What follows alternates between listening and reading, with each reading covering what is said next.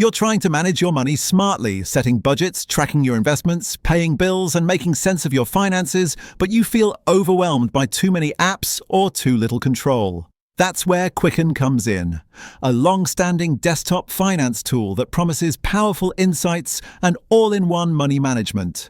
But in 2026, is Quicken really the way to go, or has it been surpassed? Welcome to GigaBits, where we review essential financial platforms so you can decide what's truly worth your time and money. Today we're diving deep into Quicken to see if it still deserves a spot in your financial toolkit. I spent several days using Quicken across Windows and Mac, exploring different subscription tiers, Deluxe, Premier, and Business and Personal. I linked bank accounts, credit cards, investment portfolios, and even set up invoice tracking for a side gig. I compared Quicken to both modern cloud-based tools and older desktop software to evaluate ease of use, performance, and value. I also looked at real user feedback from Reddit and review platforms to understand common complaints and praise. After exploring all of that, I have a balanced view on how Quicken performs in 2026. Quicken promotes itself as a complete financial management solution: budgeting, investments, bill pay, reporting, and even business finances. They highlight features like detailed custom reports, real-time asset tracking, and automated bill reminders. But those promises come with trade-offs. Can Quicken's desktop-first approach still compete with modern cloud apps? Does its subscription cost justify the value it delivers? And how reliable is its customer support now? Let's investigate.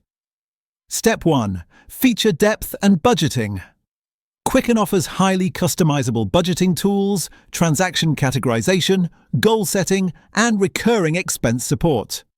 According to user reviews, expense tracking is accurate and helpful. This makes it ideal for people who don't just want to monitor spending. They want to deeply understand cash flow and future planning. Step 2. Investment management. The Premier and Business versions provide robust investment tracking, detailed asset allocation reports, and built-in tax reporting. Quicken's desktop app handles large portfolios well and offers performance views that many budget apps can't match.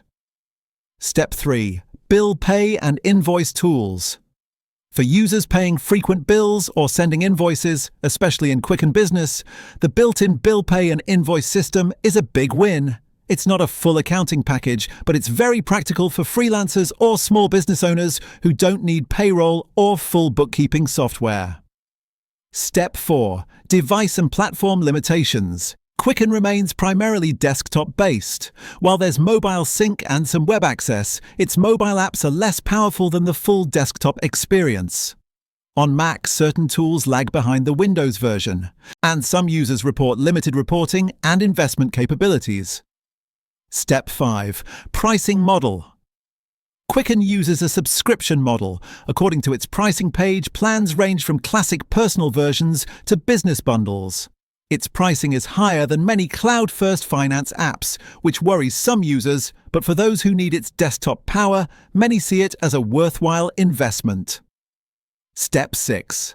Support and reliability. Customer support is mixed. Some users say they received quick help, but others report long wait times and lackluster responses. On Reddit, multiple users mention bugs, especially with investment reporting, and frustration during renewal or feature workarounds. So, is Quicken the way to go in 2026?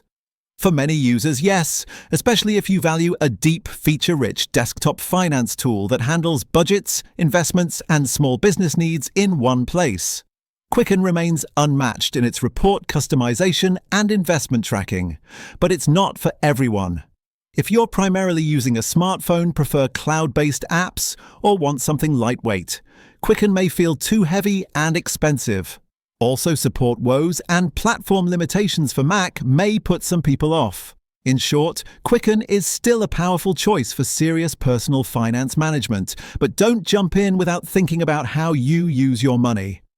If this review helped you decide whether Quicken is right for you, make sure to subscribe to GigaBits. We break down essential software and finance tools every week, so you know what's worth the cost.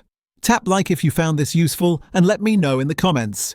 Do you use Quicken or do you prefer a modern cloud option?